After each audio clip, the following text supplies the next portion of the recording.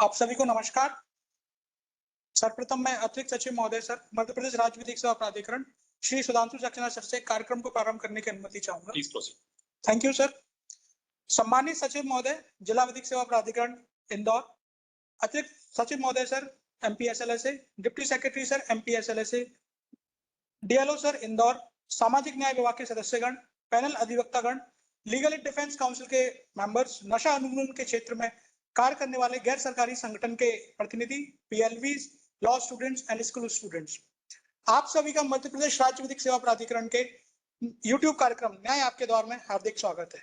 न्याय आपके द्वार मध्य प्रदेश राज्य विधिक सेवा प्राधिकरण द्वारा प्रारंभ की गई एक ऐसी अनूठी पहल है जिसमें मध्य प्रदेश राज्य विधिक सेवा प्राधिकरण के अधिकारियों द्वारा प्रत्येक जिले से जुड़कर सीधे चर्चा कर उस जिले से संबंधित कानूनी मुद्दे, समस्या इत्यादि पर चर्चा की जाती है तथा प्रतिभागियों के प्रश्नों का उत्तर भी दिया जाता है।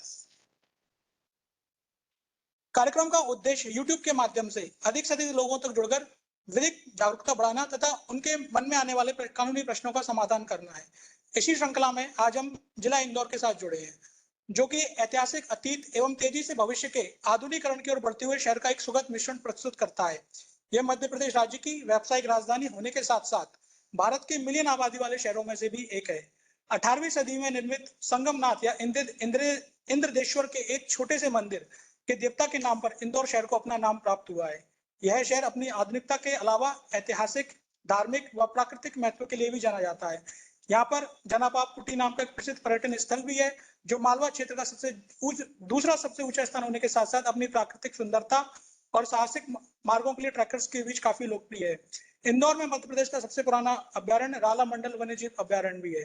इसके अतिरिक्त यह शहर मराठा रानी अहिल्याबाई होलकर द्वारा बनाए गए खजराना मंदिर, चोरल डैम, पाताल पानी इत्यादि के लिए प्रसिद्ध है।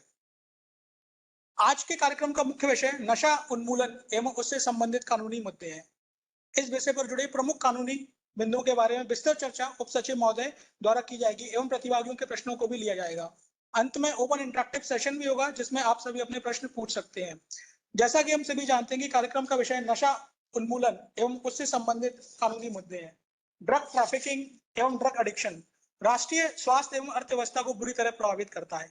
इनकी रोकथाम किए जाना राज्य के साथ साथ समाज की भी सर्वोत्तम प्राथमिकता है।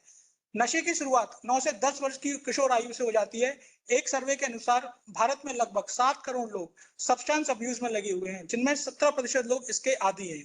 यही नहीं, जिन पौधों से इन पदार्थों को बनाया जाता है उनकी इलीगल कल्टीवेशन से भी एक गंभीर चिंता का विषय बना हुआ है। सामान्यतः खेती करने वाले लोग ऐसी खेती के दुष्प्रभाव से अवगत नहीं होते हैं। नशीले पदार्थों की तस्करी और मादक पदार्थों के उन्मूलन के क्षेत्र में कार्यरत एजेंसियां और गैर सरकारी संगठन के मध्य एक समन्वय की आवश्यकता है। विधिक सेवा संस्थान इस खतरे के उन्मूलन में एक बड़ा योगदान दे सकते हैं। इंटरनेशनल लेवल पर यूनाइटेड नेशंस द्वारा मार्च 1961 में नशीले ड्रग्स एवं तस्करी के खतरे के उन्मूलन हेतु सिंगल कन्वेंशन के माध्यम से प्रयास प्रारंभ किया गया, जिसके पश्चात 1972 व 1988 में United Nations convention against illicit trafficking in narcotic drugs and psychotropic substances etcetera conventions बनाई गई और भारत इन सभी कन्वेंशन का एक सिग्नेटरी कंट्री है। हमारे संविधान के निर्माता भी इस तथ्य के प्रति अच्छी तरह से जागरूक थे कि राष्ट्र का विकास उस राष्ट्र के युवाओं के विकास से ही संभव है, किंतु मादक पदार्थों के सेवन से युवाओं के मानसिक स्तर पर नकारात्मक प्रभाव तो आता ही है तथा वे देश के विकास में अपना सर्वोत्तम योगदान नहीं दे पाते हैं। अतः इंडियन कॉन्स्टिट्यूशन का आर्टिकल 47 स्टेट को यह आदेश देता है कि वे स्टेट स्वास्थ्य को हानि पहुंचाने वाले नशीले, मदिरा एवं ड्रग्स के उपयोग को सिवाय उन ड्रग्स के जो दवाओं के औषधीय प्रयोजन हेतु उपयोग किए जाते हैं निषेध करने में प्रयास करेगा। एंड इसी को कंटिन्यू करते हुए नेशनल लेवल पर ड्रग्स एंड कॉस्मेटिक्स एक्ट 1940 तथा narcotic drugs and psychotropic substance act 1985 जैसे कानूनों को ड्रग तस्करी एवं ड्रग दुरुपयोग के रोकने के लिए पारित किया गया है। उपरोक्त कानूनों के अतिरिक्त ड्रग्स की मांग एवं पूर्ति को कम करने, लत छुड़ाने एवं पुनर्वास संबंधी प्रयास की आवश्यकता महसूस की गई है, जिसके अंतर्गत नशा पीड़ितों को विधिक सेवाएं एवं नशे का उन्मूलन के लिए विधिक सेवा योजना 2015 भी बनाई गई है, जिसका लक्ष्य ड्रग ट्रैफिकिंग एवं ड्रग दुरुपयोग के पीड़ितों को आवश्यक लीगल सर्विस सुनिश्चित करते हुए नशा मुक्ति केंद्रों एवं पुनर्वास केंद्रों इत्यादि के बीच सुविधाओं के लिए प्रभावी सहयोग प्रदान करना तथा आम जनता के बीच विधिक प्रावधानों तथा विभिन्न पदार्थ के सेवन से प्रतिकूल स्वास्थ्य एवं जीवन पर होने वाले हानिकारक प्रभावों के बारे में जागरूकता प्रदान करना है। कार्यक्रम को आगे बढ़ाते हुए अब मैं उप सचिव महोदय सर से निवेदन करता हूं कि वे आज के कार्यक्रम में उपस्थित समस्त प्रतिभागियों को नशा उन्मूलन एवं उससे संबंधित कानूनी मुद्दों से संबंधित अन्य प्रमुख कानूनी बिंदुओं पर विस्तृत रूप से जानकारी प्रदान करें। सर।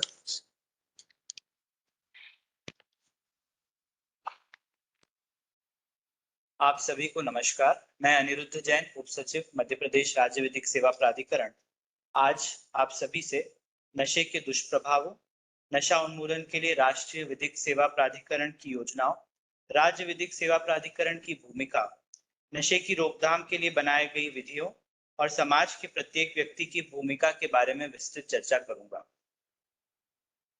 साथियों, नशा उन्मूलन एक जटिल और बहुआयामी समस्या है जिसका समाधान समाज के हर स्तर पर किया जाना आवश्यक है। नशा केवल व्यक्तिगत समस्या ही नहीं है, बल्कि यह पूरे समाज को प्रभावित करता है। नशा मनुष्य की मानसिक, शारीरिक और सामाजिक स्थितियों पर नकारात्मक प्रभाव डालता है।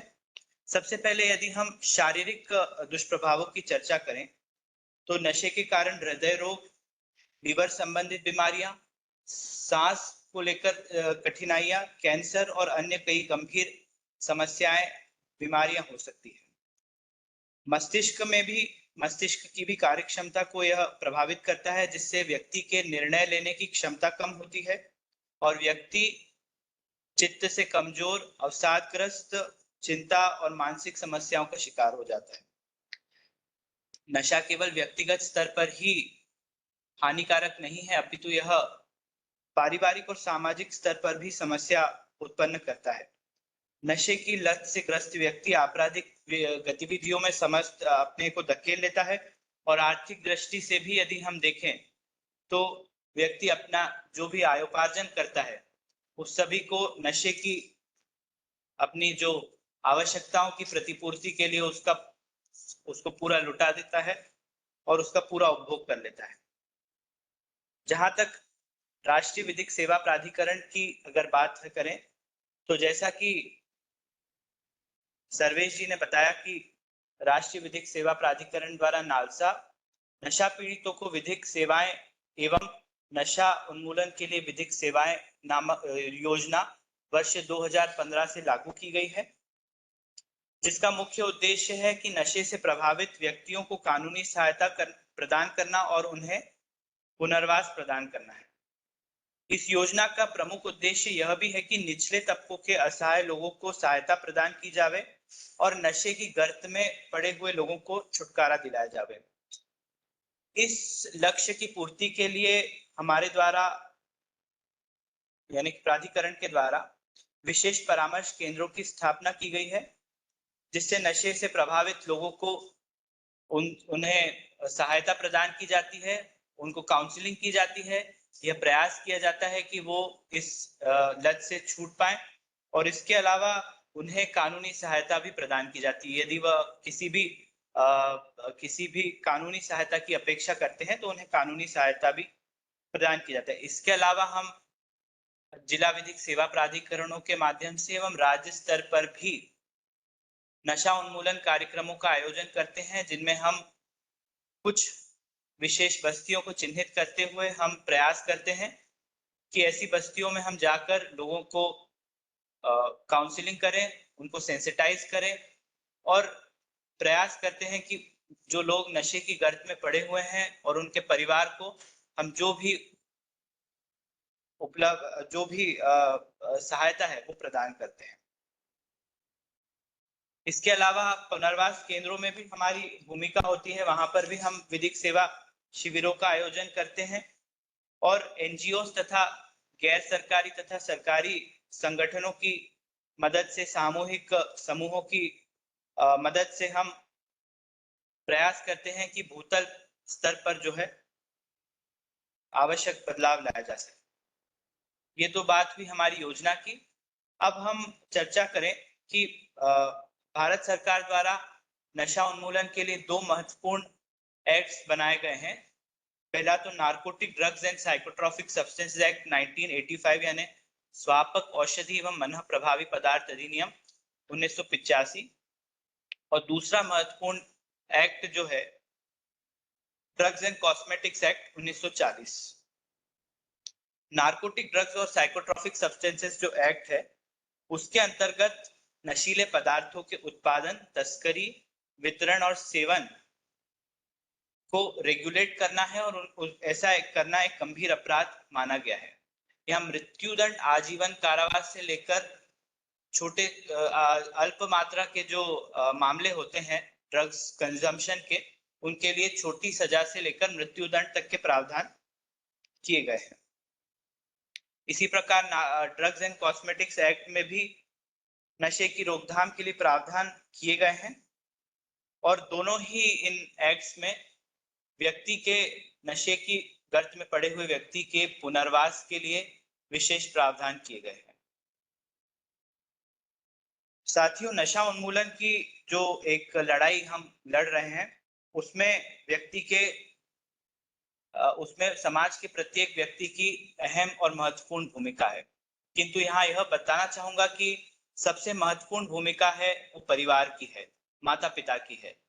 यदि माता पिता अपने बच्चों को बचपन से ही इस प्रकार के आदर्श संस्कार उनमें डालें कि उन्हें नशे की आदत में ना पड़ना है और उन्हें उनकी जीवन शैली को इस प्रकार से डेवलप करें, तो शायद आज हमारे समाज में जो हम नशे के कारण हम जो समस्याओं का सामना कर रहे हैं, जो परिवार नशे के कारण समस्याओं का सामना कर रहे हैं, वो उन्हें ना करना पड़ेगा। यदि परिवार सुरक्षित माहौल युवाओं को प्रदान करे तो युवा और बच्चे नशे से दूर रहेंगे। शैक्षणिक संस्था, परिवार के पश्चात शैक्षणिक संस्था यानी स्कूल और कॉलेजों की भी इस हेतु एक महत्वपूर्ण भूमिका है। स्कूलों और कॉलेजों द्वारा भी नशा उन्मूलन कार्यक्रम आयोजित किए जाने चाहिए और शिक्षकों को छात्रों के मानसिक और भावनात्मक स्वास्थ्य पर ध्यान देना चाहिए ताकि छात्र नशे की चपेट में ना आ सके। इसी प्रकार सामुदायिक और सामाजिक संगठनों को भी इस हेतु अपना योगदान देना चाहिए और दे भी रहे हैं। विभिन्न गैर सरकारी संगठन और सामुदायिक समूह नशे के खिलाफ जागरूकता फैलाने के लिए कार्यक्रम चला सकते हैं। साथ ही वे नशा पीड़ितों को पुनर्वास में भी मदद कर सकते हैं। साथियों, नशा उन्मूलन एक व्यापक समस्या है जिसका समाधान सालसा, नालसा या केवल सरकारी या गैर सरकारी संगठन, सामुदायिक जो समूह होते हैं उन तक सीमित नहीं है। इस हेतु समाज के हर वर्ग को आगे आना होगा और हर वर्ग को ये प्रयास करना होगा कि हमारे आसपास यदि ऐसा व्यक्ति है जो जिसको नशे की लत है, तो हम प्रयास करें कि उसका पुनर्वास हो। हमें अंग्रेजी की एक महत्वपूर्ण कहावत पर यहाँ मैं आपका ध्यान आकर्षित कराना चाहूंगा, hate the sin and not the sinners. अपराध से घृणा करो, अपराधी से नहीं। हम अक्सर जो व्यक्ति नशा करता है उसको अपराधी मानकर उसे हेय दृष्टि से देखते हैं और उसे जो आवश्यक सहायता उपलब्ध होनी चाहिए वो उपलब्ध नहीं हो पाती। बजाय इसके हम नशा वृत्ति को यदि हम एक घृणास्पद स्थिति से देखेंगे और उस व्यक्ति को जो नशा कर रहा है उसे एक बीमार व्यक्ति के रूप में देख करके और उसके उस गर्त से बाहर निकलने में उसकी सहायता करेंगे, तो समाज आगे बढ़ सकेगा और आने वाली पीढ़ियों के लिए एक स्वस्थ और सुरक्षित वातावरण मिल सकेगा। धन्यवाद।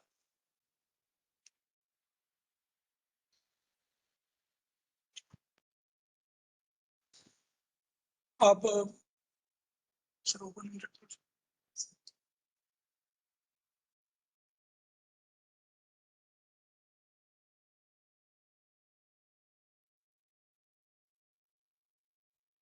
मैं सम्मानीय अतिरिक्त सचिव महोदय सर से निवेदन करूंगा कि वो आज के टॉपिक पर प्रतिभागियों को जानकारी दें।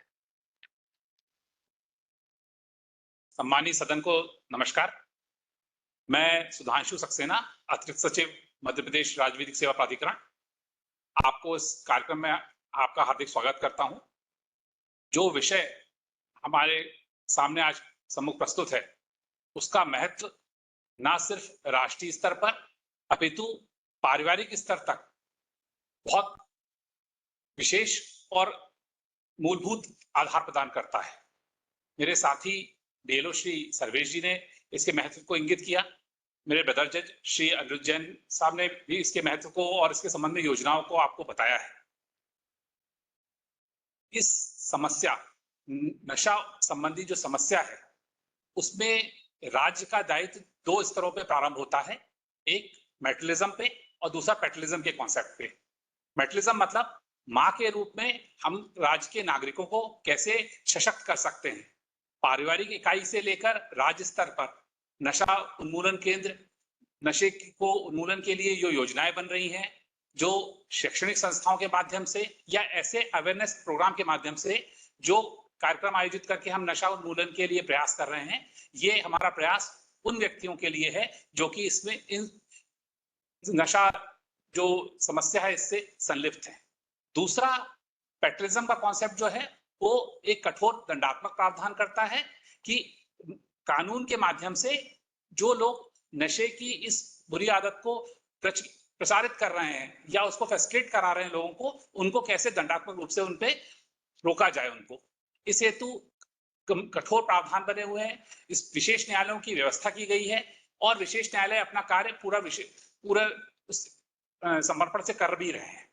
लेकिन इससे जो समाज का दायित्व है जिससे हम सभी जुड़े हुए हैं वो न्यून नहीं हो जाता है। हम सभी की ये समाज के प्रति दायित्व है कि हम जो लोग भी इस नशा उन्मूलन में प्रयास कर सकते हैं, चाहे पारिवारिक स्तर पर, अपने समाज के स्तर पर, अपने शहर के स्तर पर या किसी भी स्तर पर, वो अपना पूर्ण समर्पण से प्रयास करें।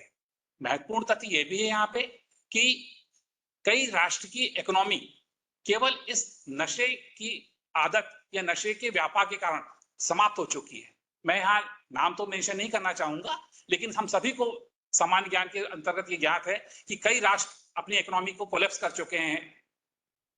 भारत में इसी दूरदर्शी तथ्यों को देखते हुए हमने ये जो संगठनात्मक प्रयास प्रारंभ किए हैं, जिससे हम नशा उन्मूलन के लिए राज्य स्तर पर और राज्य विधिक सेवा प्राधिकरण माननीय नालसा की योजना के अंतर्गत ऐसे अवेयरनेस प्रोग्राम चलाकर हम समाज को एकीकृत कर रहे हैं, उनको अवेयर कर रहे हैं।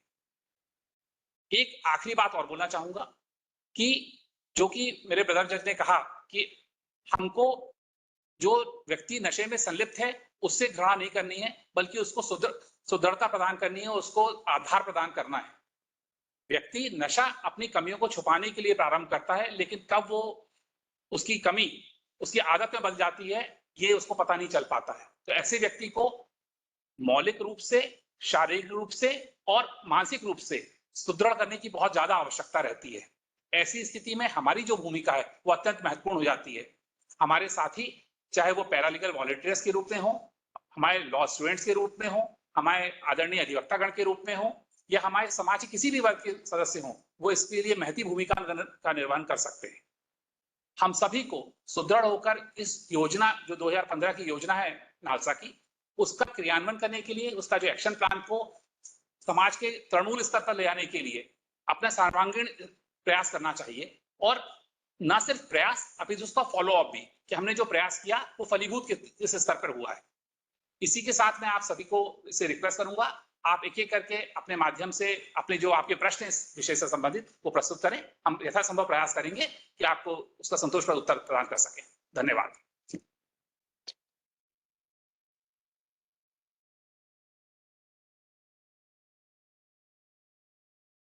डॉक्टर इसाक खान, मैं विश्व आरोग्य सेवा संस्थान चलाता हूं और पिछले 5 वर्षों से हम नशा के लिए काम कर रहे हैं। एक राष्ट्रीय प्रोजेक्ट चलाते हैं। केंद्र में हम सामाजिक न्याय एवं अधिकारिता मंत्रालय के साथ चला रहे हैं और प्रदेश में हम सामाजिक न्याय एवं दिव्यांगजन सशक्तिकरण विभाग के साथ हम काम कर रहे हैं। हमने सर नशे को लेके जो हम पिछले 5 वर्षों से हमने कहा, तो हमने सर प्राकृतिक नशे को तो हम नशा मान ही नहीं रहे हैं। हमने समाज में ये स्थिति देखी, गांजा, भांग, अफीम, डोडा, इनको हमने कहा ये हमारे स्वीट बॉय हैं। असल में जो सर हमें जो सबसे ज्यादा अभी समाज में जो खतरा दिखाई दे रहा है वो है सिंथेटिक ड्रग का।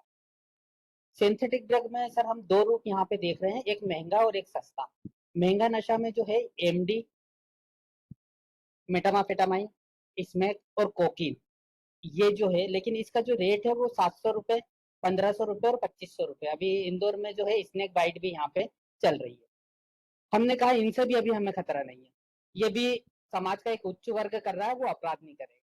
असल में जो सर सबसे ज्यादा हमने जो खतरा महसूस किया और जो देखा है वो है सिंथेटिक सस्ता नशा, व्हाइटनर, थिनर, फुलेशन। इनके साथ हम पुलिस डिपार्टमेंट के साथ और सरकारी एजेंसियों के साथ काम करते हैं, तो वो बोलते हैं डॉक्टर साहब इनका हम क्या करेंगे, इनको पकड़ के कैसे क्या करें। असल में सर हम अपराध का ग्राफ भी देख रहे हैं, तो सिंथेटिक ड्रग का जो आदि बच्चा है, यहाँ पे हम 6 साल से लेकर 24 साल तक में देख रहे हैं, जिसमें महिलाएं भी शामिल है।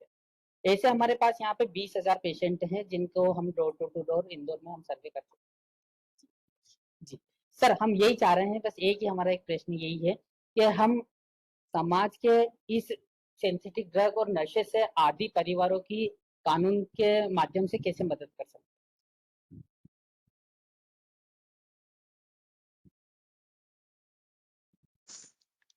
आपका प्रश्न बड़ा ही अच्छा है और ये जानकर भी अत्यंत हर्ष हो रहा है कि आप इस टाइप के आपने उनको सेग्रीगेट किया है ड्रग्स को, और उसके आधार पर जो है आप प्रयास कर रहे हैं लोगों को नशा उन्मूलन के लिए।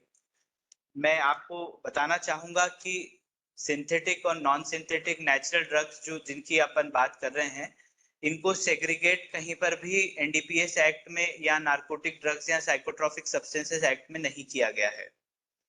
जो बताया गया है वो small quantity, large quantity, medium quantity के रूप में एक तो उसको क्लासिफाई किया गया है, और उसी टेबल के अंतर्गत जो टेबल बनी हुई है उसी के अंतर्गत गांजा, अफीम और जो भी है कैनबिस वगैरह जो भी है उसके वो दिए गए हैं। तो आपने जो ये बात कही कि कानूनी कैसे हम उनको हेल्प कर सकते हैं, जो आपका प्रश्न है, तो इसके बारे में मैं ये बताना चाहूंगा कि यदि कोई ड्रग अगर क्लासिफाइड नहीं है नार्कोटिक ड्रग्स में या ड्रग्स एंड कॉस्मेटिक्स एक्ट में, तो उसके लिए उसको रेगुलेट कर पाने के लिए पीनल प्रोविजन तो कोई हो नहीं सकते हैं। लेकिन सालसा की जो हमारी योजना है, नालसा की जो 2015 की योजना है, इसके माध्यम से पुनर्वास केंद्रों के माध्यम से लोगों में जागरूकता ला करके और समय समय पर जिला विधिक सेवा प्राधिकरण के माध्यम से इस तरीके के कैंप आयोजित करके हम लोगों में अगर जागरूकता बढ़ाएं, उन्हें सेंसिटाइज करें कि इन ड्रग्स के अलावा ये भी ऐसे ड्रग्स हैं जो आपके शरीर को खराब करते हैं, आपको एक सामाजिक, आर्थिक और शारीरिक रूप से अक्षम बनाते हैं। तो मैं समझता हूं कि हम आपका जो उद्देश्य है उसे पूर्ण करने में कहीं ना कहीं सफल हो पाएंगे।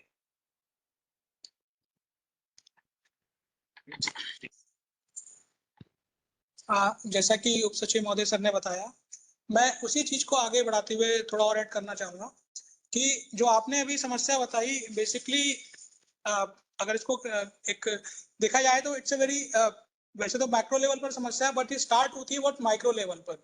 It starts with in the family, क्योंकि जैसे आपने बताया कि कम उम्र के लोग जो व्हाइटनर ये सब करना स्टार्ट कर देते हैं। एक्चुअली ये जो चीजें होती है, व्यक्ति पहले मनोरंजन के तौर पर स्टार्ट करता है, फिर बाद में उसका वो आदी हो जाता है। तो सबसे पहले जो एस्पेक्ट है वो है कि इस तरह के लोगों की प्रॉपर काउंसलिंग होनी चाहिए। साथ साथ they are the part of the, जैसे आपने फैमिली का कहा, तो अक्सर हम देखते हैं कि हमारे घरों में लोग, जो हमारे बूढ़े बुजुर्ग लोग होते हैं, वो बीड़ी सिगरेट पीते हैं, तो वो भी एक मनोरंजन के तौर पर ही ऐसा दिखाया जाता है, ऐसा शामिल होता है अपने आने वाली जनरेशन पीढ़ी के लिए। तो they start the same thing in another aspect. तो इसके लिए जैसा सर ने बताया कि कानूनी प्रावधान के बारे में बताया, इसके अलावा जो महत्वपूर्ण जो चीजें हैं वो है कि फैमिली, वर्क प्लेस और सोसाइटी जो है आपकी, उस पर एक तो स्टिग्मेटाइजेशन को रोकना होगा, और साथ साथ उनकी प्रॉपर काउंसलिंग और एजुकेटिव पर्पस, जो एजुकेशनल लेवल पर उनकी जो एक अवेयरनेस होनी चाहिए वो होना चाहिए। क्योंकि ये वो उम्र है, आपने उनको जो सिखाया वही उसी चीज में वो ढल जाते हैं। तो ये बिहेवियरल कॉन्सेप्ट भी ज्यादा है, तो लीगल के साथ साथ हमें इसके बिहेवियरल एस्पेक्ट पर भी थोड़ा फोकस करना चाहिए, ताकि इन लोगों को इस चीज में आगे बढ़ने से रोका जा सके। I would like to add one more thing. तो पहले तो आपका ये प्रयास जो किया जा रहा है बहुत सराहनीय है, बहुत बहुत इसके लिए आपको शुभकामनाएं। मैं आपको यहाँ बताना चाहूंगा, मध्य प्रदेश शासन ने, स्वास्थ्य विभाग ने और सामान्य प्रशासन विभाग ने कुछ ऐसे ड्रग्स जिनका प्रयोग नशे के रूप में किया जाता है उनके कमर्शलाइजेशन को बैन कर रखा है। उसको रेगुलेट करने के लिए नोटिफिकेशन जारी किए गए हैं कि उनकी कोई कमर्शियल क्वांटिटी अपने पास स्टोर नहीं कर सकता है, और इस संबंध में लगातार कार्रवाई होती भी है। वो कार्रवाई का अधिकार डीएम, डिस्ट्रिक्ट लेवल पे डीएम और उनके सबऑर्डिनेशन जो स्टाफ रहता है उनको पावर है। ड्रग जो इंस्पेक्टर होते हैं उनको भी ये शक्ति प्राप्त है कि वैसे दवाएं जो जिनका प्रयोग नशे के रूप में किया जा रहा है, चाहे वो व्हाइटनर के रूप में हो या किसी अन्य फॉर्म में हो सर, उन पे वो नियंत्रण कर सकते हैं, उन्हें सीज कर सकते हैं सर। ये कानूनी प्रावधान है जिनका क्लासिफिकेशन एनडीपीएस एक्ट में है, उन पे तो कार्रवाई करने की स्पष्ट प्रावधान एनडीपीएस एक्ट में है। और ये जो प्रावधान है ये डीएम को पावर है इन इस एमपी स्टेट। मेरे ख्याल से आपकी क्वेरी आपको उसका आंसर मिल गया होगा। Thank you. Good afternoon, sir. My name is Aditi Patel. I am from NLU Nagpur. Sir, my question is, नशे से संबंधित अपराधों के लिए सजा की क्या प्रावधान है? And my another question is, क्या नशा उन्मूलन के लिए विशेष अदालतों या प्राधिकृत अधिकारियों की व्यवस्था है?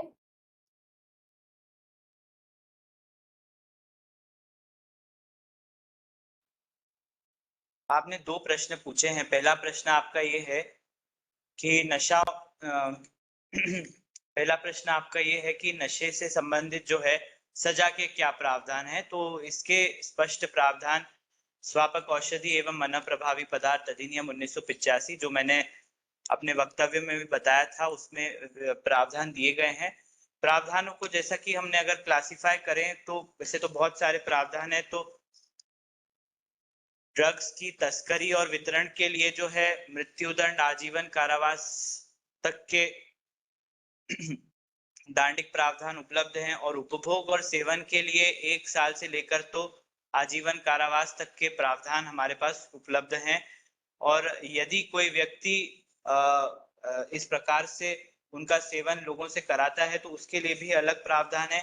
इसका ड्रग्स के व्यापार करने के लिए, उसका उत्पादन करने के लिए भी कड़े से कड़े प्रावधान, जिसके अंतर्गत मृत्युदंड, आजीवन कारावास सम्मिलित है, वो दिए जा सकते हैं। प्रावधान वैसे बहुत सारे हैं, इसलिए प्रत्येक प्रावधानों को यहाँ बता पाना संभव नहीं है, लेकिन ये जानना उचित होगा कि यदि कोई व्यक्ति थोड़ा सा गांजे का सेवन कर रहा है या केवल उसके पास थोड़ा सा गांजा अगर 1-2 ग्राम पाया जाता है तो उसके प्रोपोर्शनेट न्यायालय अपने विवेकानुसार उसको जो है सजा देते हैं। और यदि इसकी इंटेंसिटी ज्यादा है, कोई तस्करी कर रहा है, तो उसके लिए प्रावधान अलग हैं, स्ट्रिंजेंट प्रोविजंस हैं वो। दूसरा प्रश्न मैं चाहूंगा कि आप फिर से एक बार प्लीज रिपीट करें। क्या नशा उन्मूलन के लिए विशेष अदालतों या प्राधिकृत अधिकारियों? बिल्कुल नशा उन्मूलन के लिए विशेष न्यायालयों की स्थापना की गई है, जो सत्र न्यायालय होते हैं। एनडीपीएस एक्ट के अंतर्गत जो भी विशेष न्यायालय होते हैं वो सत्र न्यायालय होते हैं। लेकिन ये बताना चाहूंगा कि स्मॉल क्वांटिटी वाले जो मामले होते हैं, खासकर गांजा वगैरह संबंधित, ये जुडिशियल मजिस्ट्रेट फर्स्ट क्लास द्वारा ट्रायबल होते हैं। और जो विशेष न्यायालय होते हैं, बाकी सारे जो मामले होते हैं वो विशेष न्यायालय द्वारा होते हैं। प्रत्येक जिले में एक या जितने केसेस होते हैं उसके हिसाब से 1 या 2 से अधिक न्यायालय भी हैं। जैसे बताना चाहूंगा कि मंदसौर, नीमच जैसे जिलों में जहां अफीम का व्यापक रूप से उत्पादन होता है, लाइसेंसी अफीम का उत्पादन होता है, और खंडवा यहाँ या इस प्रकार के जिलों में जहां गांजे का उत्पादन अधिक होता है, तो ऐसे जिलों में केसेस की संख्या के आधार पर 1 या 1 से अधिक विशेष न्यायालय भी माननीय उच्च न्यायालय द्वारा गठित किए गए हैं।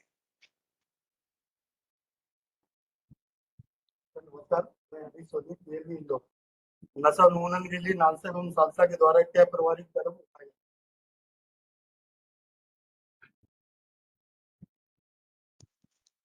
जैसा कि कार्यक्रम के प्रारंभ में ही बताया गया था कि नशा उन्मूलन के लिए नालसा द्वारा नालसा नशा पीड़ितों को विधिक सेवाएं एवं नशे का उन्मूलन के लिए विधिक सेवा योजना है 2015 बनाई गई है।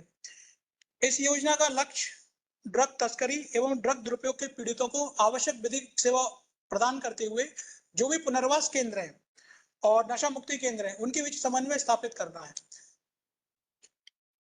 इस स्कीम के अंतर्गत स्पेशल यूनिट्स बनाई गई हैं, जो कि स्पेशल यूनिट्स मध्य प्रदेश राज्य विधिक सेवा प्राधिकरण या संबंधित राज्य विधिक सेवा प्राधिकरण के डायरेक्शंस पर सभी तहसीलों और सभी मंडलों में कार्य करती हैं।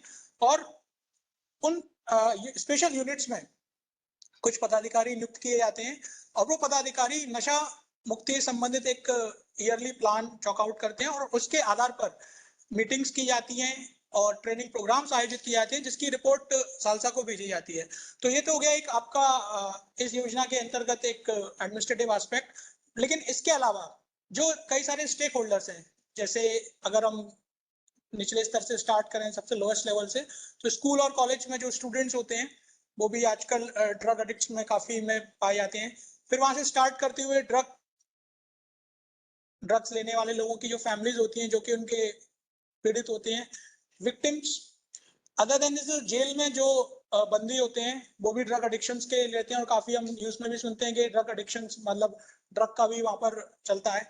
तो इसके अलावा जो बाकी जो स्टेक होल्डर्स हैं जो कि इसमें खुद भी इन्वॉल्व है, साथ साथ उनकी वजह से जो उनके बोलते हैं ना एसोसिएटेड इफेक्ट्स होते हैं, जिसकी वजह से उनके साथ साथ परिवार वाले, आसपास समाज के लोग जो प्रभावित होते हैं, उनके लिए इस स्कीम के अंतर्गत हर लेवल पर अवेयरनेस स्प्रेड करते हुए आईईसी मटेरियल के थ्रू और डॉक्यूमेंट्री एंड अदर वेज के थ्रू अवेयरनेस फैलाना है।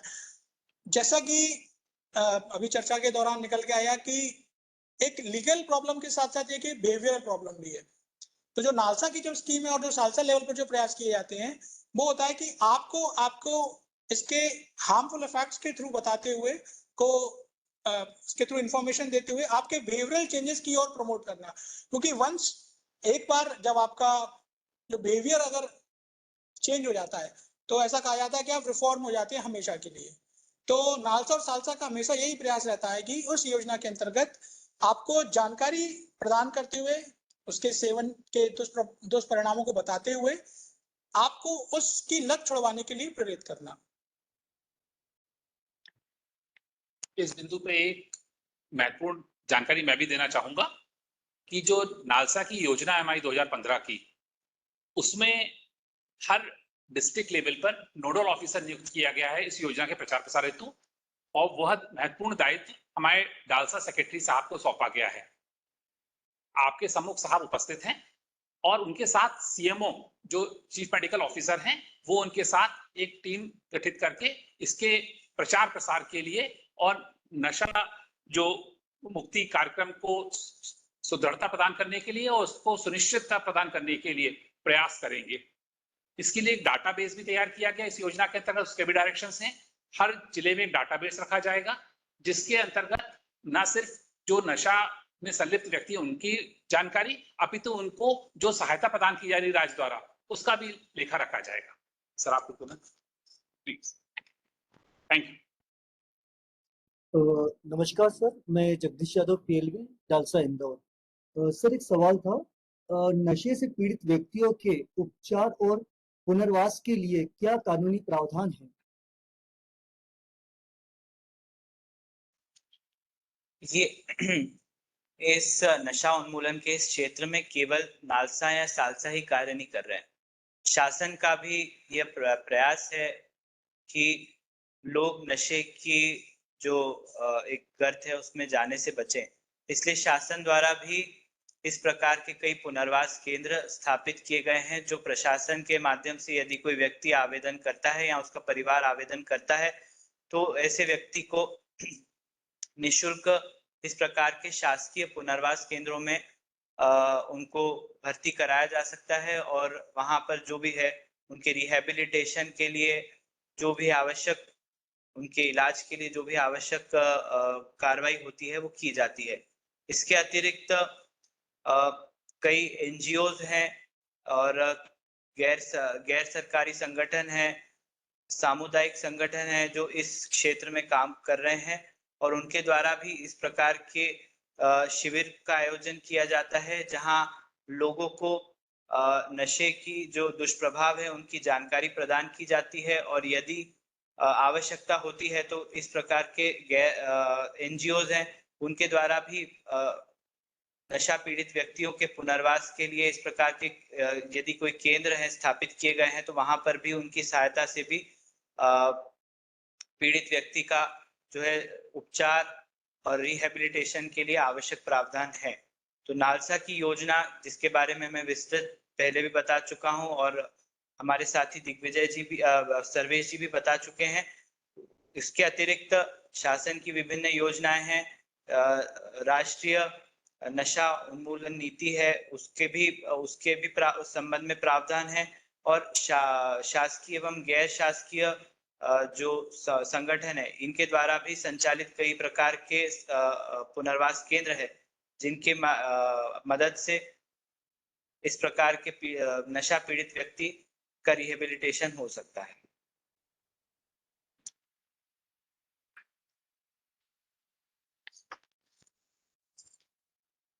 मैं इसमें थोड़ा और ऐड करना चाहूंगा। जैसे आपका प्रश्न है तो मतलब जो आपने कहा कि उपचार और पुनर्वास के लिए एक्चुअली इट्स एक साइक्लिक प्रोसेस है जिसमें कई स्टेजेस होती हैं, जैसे प्रिवेंशन, उसके बाद आइडेंटिफिकेशन, काउंसलिंग, ट्रीटमेंट और उसके बाद रिहेबिलिटेशन। तो हर स्टेज के लिए हर स्टेज के लिए संबंधित संस्था द्वारा किसी भी एनजीओ और अन्य विभागों द्वारा कार्य किया जा रहा है। तो जिसमें सेंट्रल गवर्नमेंट द्वारा एक नेशनल एक्शन प्लान लाया गया था, इसका नाम है national action plan for drug demand reduction. इसके अंतर्गत एनजीओज एंड सरकारी संस्थाओं को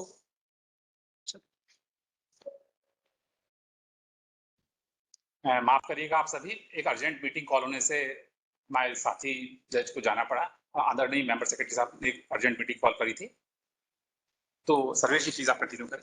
हाँ, तो मैं जो बता रहा था उसमें बेसिकली एक स्टेज बाय स्टेज प्रोसेस है, तो जिसमें नेशनल एक्शन प्लान जो है सेंट्रल गवर्नमेंट का। इसके अलावा अभी जैसे आपने न्यूज़पेपर में पढ़ा होगा कि नशा मुक्त भारत अभियान स्टार्ट किया गया था, जिसमें 272 डिस्ट्रिक्ट्स को आइडेंटिफाई किया गया था। इसके अलावा एक पीएम दक्ष भी प्रोग्राम है जिसके अंतर्गत नशा से संबंधित नशा जो पीड़ित हैं लोगों की वोकेशनल ट्रेनिंग, एजुकेशन पर्पस आदि चीजों के लिए कार्य किया जाता है।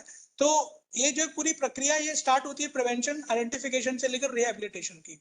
तो इसके लिए नालसा की स्कीम के साथ साथ सेंट्रल गवर्नमेंट, स्टेट गवर्नमेंट सभी के द्वारा प्रयास किए जा रहे हैं। अब अगला प्रश्न आपका कोई? सर, मैं एकता शर्मा, डिप्टी चीफ एलआईडीसी हूँ यहाँ।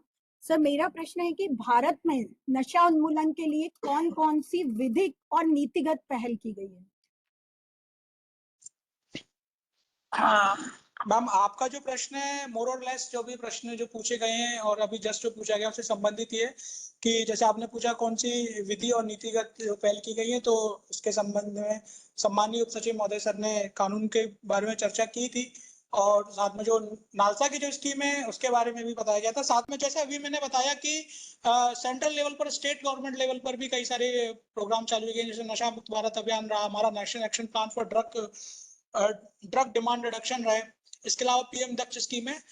ये सब है और ये सब जो है वो आर्टिकल 47 जो हमारा कॉन्स्टिट्यूशन ऑफ इंडिया है उसके लाइट में उसके निर्देशों के अनुसार लाए गए हैं। तो ये सब चीजों के बारे में प्रोग्राम में चर्चा की जा चुकी। तो मुझे लगता है कि ये प्रश्न के आंसर फिर से रिपीट ही हो जाएगा। Thank you ma'am. नमस्कार सर, मेरा नाम पलक महाजन है। मैं एनएलयू नागपुर की विद्यार्थी हूँ।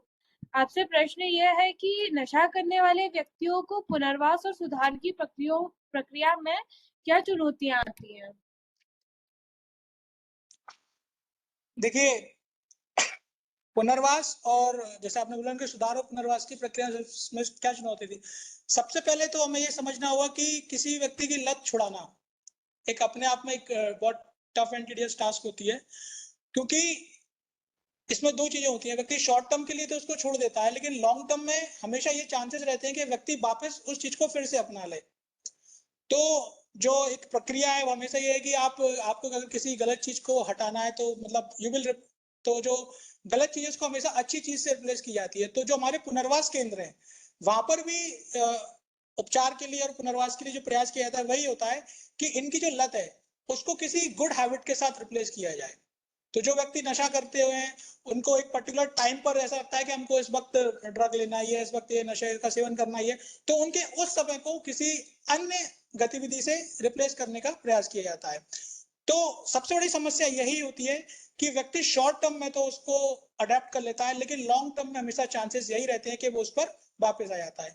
दूसरी समस्या ये होती है कि जो भी ड्रग एडिक्ट लोग होते हैं, सोसाइटी उनको किस तरह से परसीव कर रही है, यहाँ पर ये बहुत महत्वपूर्ण चीज बन जाती है, क्योंकि सोसाइटी ने तो उनका वही रूप देखा, वही फेस देखा होता है जिसमें वो ड्रग्स ले रहे होते हैं। तो लेकिन जब वो रिफॉर्म हो जाते हैं तब सोसाइटी में उनकी एक्सेप्टेबिलिटी किस तरह से है, ये एक बहुत बड़ा चैलेंज होता है, जिसकी वजह से जो परसेप्शन जो चेंज है वो लाना एक बहुत डिफिकल्ट टास्क रहती है। तो उस पर भी बहुत सबसे बड़ी समस्या ये भी रहती है। इसके अलावा हमेशा हर व्यक्ति में जिनका बदलाव लाना होता है, जो बदलाव की ओर जाना चाहते हैं, हमेशा ये एक कानून का एक डर भी रहता है कि कई बार ऐसे व्यक्ति होते हैं, अगर वो ये बताएं कि हाँ मैं इस चीज से पीड़ित हूँ लेकिन मैं सुधार चाहता हूँ, तो सबसे पहले ये आती है कि जैसे ही मैंने ये बोला क्या पता मेरे खिलाफ कोई एक्शन ना हो जाए, सब चीजें। तो जो समस्या है वो आपके व्यवहारिक इंडिविजुअल लेवल से लेकर सोसाइटल लेवल पर साथ साथ लीगल इश्यूज भी थोड़े से इन्वॉल्व हैं। लेकिन जो नालसा की जो स्कीम है और जो जैसे जो नेशनल एक्शन प्लान है, उन सब चीजों में इन सब चीजों को एड्रेस करते हुए एक ओवरऑल स्कीम बनाई गई है। हर लेवल पर एक यूनिट्स बनाई गई हैं। जैसा सर ने बताया कि नोडल ऑफिसर्स होते हैं, फिर उनके सर के अंडर में कई सारे अधिकारी होते हैं, कई सारे विभाग के रिप्रेजेंटेटिव्स होते हैं, वो एक कोऑर्डिनेशन के साथ काम करते हैं। तो इन सब चीजों को भी ओवरकम किया जाता है और ओवरकम किया जा सकता है। कई ऐसे उदाहरण है हमारे सामने जिसके दौरान में देखा कि कई ऐसे लोग, जैसे आपने देखा होगा कि आजकल सब्स्टिट्यूट जैसे ई सिगरेट का भी एक कॉन्सेप्ट है, तो उसके थ्रू भी रिप्लेस करने का रहता है। तो प्रयास हर लेवल पर किए जाते हैं और किए जा रहे हैं, बट प्रॉब्लम वही आ जाती है जहाँ पर बिहेवियरल जो परसेप्शन है प्लस आपका सोसाइटल परसेप्शन है, उसको किस तरह से चेंज करना है। मैं मैम इसमें एक चीज और ऐड करना चाहूंगा। दो major factor as a human being, हम सोशल एनिमल हैं, और अलूफनेस और इंटरेक्शन। जो व्यक्ति नशे में संलिप्त है उसमें अलूफनेस या एकांतता बहुत ज्यादा बढ़ जाती है। वो अपनी एकांतता को दूर करने के लिए नशे का सहारा लेता है और समाज से दूर हटता जाता है। दूसरा पक्ष, उससे इंटरेक्शन परिवार का या उसका समाज के उसके दो मित्रों का, समाज के अन्य लोगों का उससे इंटरेक्शन कम होता जाता है। तो ऐसे व्यक्ति को एकांत से पृथक करना, एकांतता से अधिक उसका इंटरेक्शन हो, चाहे वो परिवार में हो या समाज के अन्य उसके साथी जो हो, उनसे उसका इंटरेक्शन बढ़ाना, ये सबसे महत्वपूर्ण चैलेंजेस रहते हैं। और लगातार इसको फॉलो अप करते रहना, जिससे कि उसकी एक जो एलुफनेस है वो बेसिकली धीरे धीरे कम होती जाए और उसका इंटरेक्शन बढ़ता है। जितना ज्यादा अधिक वो व्यक्ति इंटरेक्ट करेगा, उतनी ही ज्यादा उसकी जो वीकनेस है, अंदर से कमजोरी है, नशे के प्रति जो उसका लत है, वो कम होती चली जाएगी। Thank you. और किसी को कुछ पूछना है?